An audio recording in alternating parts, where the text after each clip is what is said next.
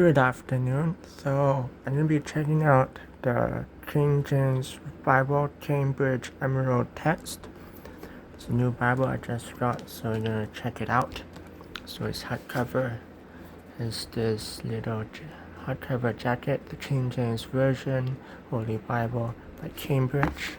See what we have on the back. It says it's from the Cambridge University Press. The majestic and resonant language of the King James Bible has guaranteed its enduring appeal throughout the English-speaking world. The KJV Standard Text Bible, alternately known by its more traditional name as the Emerald Text Edition, has long been one of the most popular Cambridge editions of the King James Version and is widely used by Bible and literature students alike. This is the font size example from Psalm 24, a Psalm of David, so it has the Psalm inscriptions, which is good. The earth is the Lord's and the fullness thereof, the world and they that dwell therein. For he has founded it upon the seas and established it upon the floods. Who shall ascend into the hill of the Lord, or who shall stand in his holy place? He that has clean hands and a pure heart, who has not lifted up his soul unto vanity, nor sworn deceitfully. Cambridge offers this edition in hardback and also in traditional fine leather bindings with gilt edges, presentation page, and ribbon mark. Okay, so we're going to open it up. So here is a brief description about the King James Version of the Bible. King James, the first, King James the fourth, the sixth of Scotland, came to the English throne in 1603 at a time of tension in the Church of England, which is the Anglican Church. The choice of Bible translation was a controversial issue, with the High Church party favoring the bishop's Bible, while reforming Puritans, that's the Calvinists, supported the use of the Geneva version. In an effort of reconciliation, the king convened the Hampton Court Conference of 1604, at which was commissioned a new translation of the Bible. The resulting King James Version of the Bible was first published in 1611. So traditionally known as the Authorized Version, spelled wrong, it should be a S, not a Z. It was never given formal authorization beyond being appointed to be read in churches. It nevertheless attained a unique authority and gradually succeeded all previous versions through its own merits.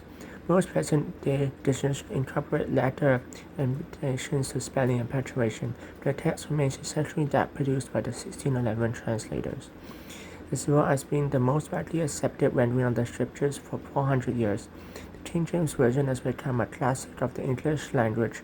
Countless original phrases from the 1611 Bible has passed into standard idiomatic English and remain a vivid part of our common speech and writing today. Okay. So the title page is the Holy Bible containing the Old and New Testaments, translated out of the original tongues and with the formal translations diligently compared and revised by His Majesty's special command. Appointed to be read in churches, cum privilegio, is Latin for with permission. The Cambridge University Press, the Emerald Text Edition. Okay, so we have all of this, talking about the website, the rights, the Bible invested in the crown. Okay, it's talking about you need permission if you're using it for literature, non-commercial traditional use, up to maximum of 500 verses, and less than 4 but not required to be cited. But outside the UK is in public domain. Typeset is in antique old style number 3, printed and bound by Print Corp Belarus. So this is the epistle dedicatory to King James. It doesn't have the translator to the readers, unfortunately. Indeed, this is the table of contents in alphabetical order, which you can see also has the page number, and the chapter counts. So here is the normal table of contents in biblical order. So that's cool. It doesn't have the apocrypha, which is good. It's the Old Testament, and this is Genesis. It's good. It has the full book titles. It also has the headings. see.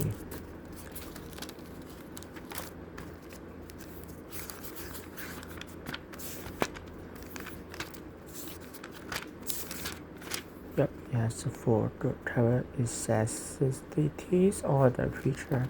Okay, let's see if it has Paul as the author. Oh, there's also a Bible reading plan at the back.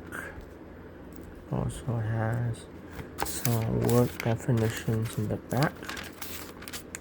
Now the King James Bible defines its words itself. Shouldn't trust dictionaries or lexicons. Yes, past this. We define Hebrews, which is not here. Should be good. Yep.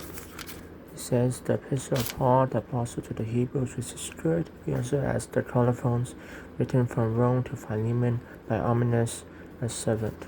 This is cool. And then the Bible reading plan throughout the year. Then we have the back jacket, which I'm not taking out.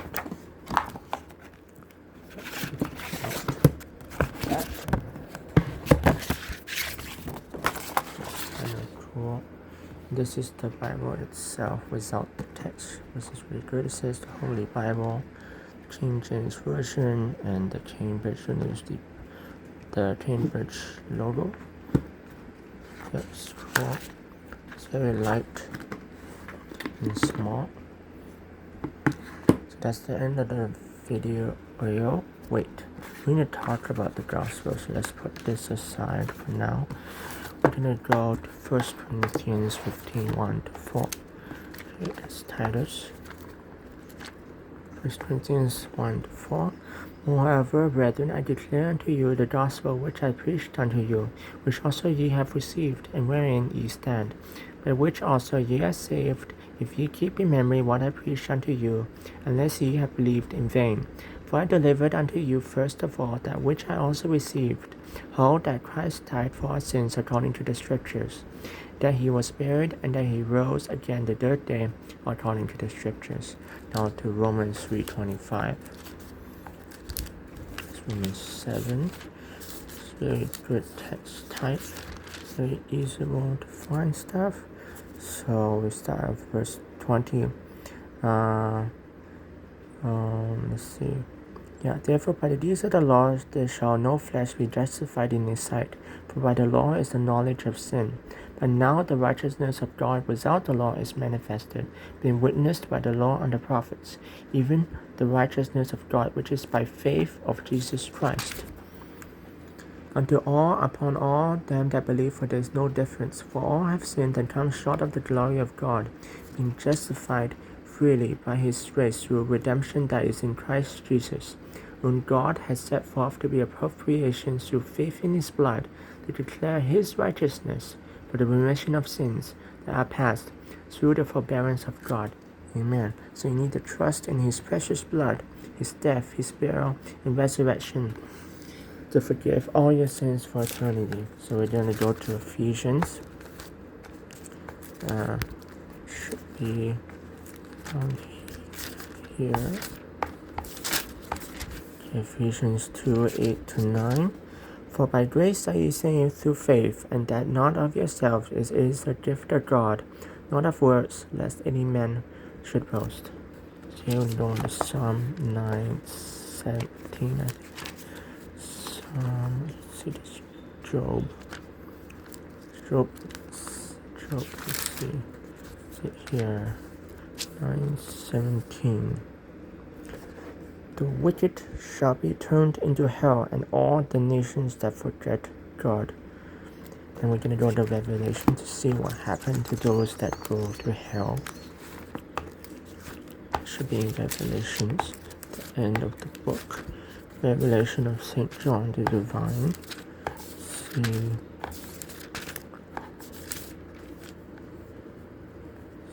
See. Revelation 20.